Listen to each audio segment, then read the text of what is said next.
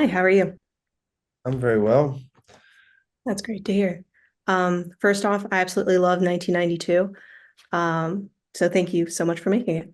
Thank you for seeing that and enjoying it. Of course. So first off, how did you come to be a part of this film?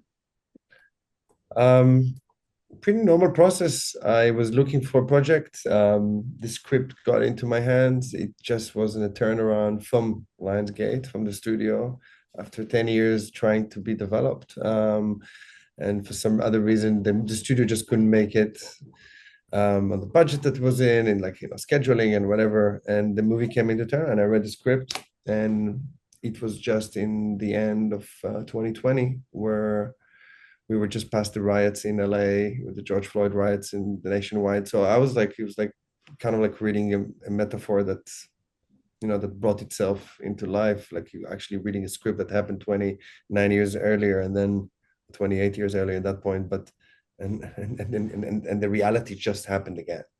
So I just saw that and took, every energy cell in my body and put it together, both on the financing and then obviously the performance, the casting and production.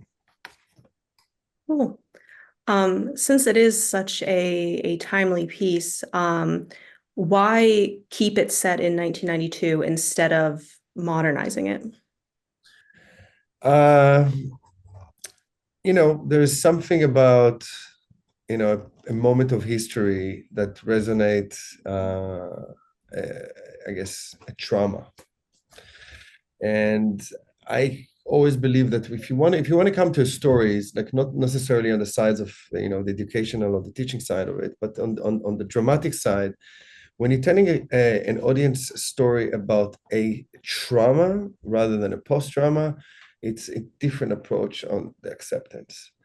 If you are still in the trauma and it was like, let's say we were trying to catch, it's like, hey, let's change it. Not running, yeah, let's put it, now in Minneapolis, we'll do it now. Then we would do a movie that it's in within months from the trauma, which means I'm doing a movie that's about the trauma. So, and I think, 92 had to take a little bit of a distance from trauma as a post-trauma and kind of like reflect almost a psychology treatment into somebody with a post-trauma and say, hey, that's what's happened in the past. Now you're here. Now you can basically relate to that with your emotions about through that because all of you experienced it not long ago. But this is something that that it's in the post trauma that needs to be dealt, so that the journey you're going to go with the characters in this film eventually maybe will give you a tool or a choice or a message how you're dealing with that post trauma, and then eventually growth. So I think it was, and making movies from the 90s always look better. I think, I don't know, 90s, 70s, 80s. I love those periods, especially when the fact that we don't have this. The cell phones. The cell phones are gone. You know what I mean? It's really, people need to talk. They're sitting down and talk. If they're distracted, it's because they don't want to be in the conversation. It's not because they used to not listen, or many other reasons. That's true. It would be a very different film if it was set today, for sure. Um, What I really liked about this film is that it felt very much like there was this eruption in it, but it kept a hold of the quiet moments all the way through. My absolute favorite being when Mercer tells his son to put a seatbelt on. So with such an eruptuous, I'm not sure if that's a word, but an eruptuous film, how important was it to keep a hold of those quiet moments? It was very important because, it's almost like, how do you keep attention, within two different genres, that one of them is like, required to follow, a break into a place and safe and platinum and escaping and LAPDs and the helicopters. You have like all those ingredients, and then you have all those relationships, which are conversations between people. So sometimes those quiet moments, as long as you have enough conflicted, energies between those characters, almost starting to feel in balance with those bigger action moments, because the action eventually is just like, it's an event of survivor. But I think in most of the conversation we have in this movie is also between the sons, between the fathers, between the son and the fathers. it's always like, can we survive even this conversation?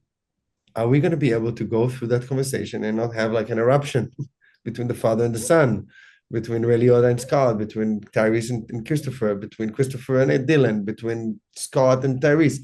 Every conversation that were deep, we almost had that momentum that it will end up with an eruption, it will end up with a disaster. So if you're keeping that tone throughout the whole film, and then you kind of like blending those stories, then the whole thing feels like, of course, we need those quiet moments, because those quiet moments not just giving us a little bit depth, we actually don't know if they're going to end up good. Um, so that was the sewing of those genres, methodic throughout the film. They definitely made the film for me, for sure. Um, and if I'm not mistaken, you mentioned Ray Liotta. This was one of his final films. Um, do you have any stories or memories of working with him that you'd like to share? Well, it's definitely one of the last film he actually filmed, but it's the last film that is going to be, distribute on cinemas. Mm, He's in it.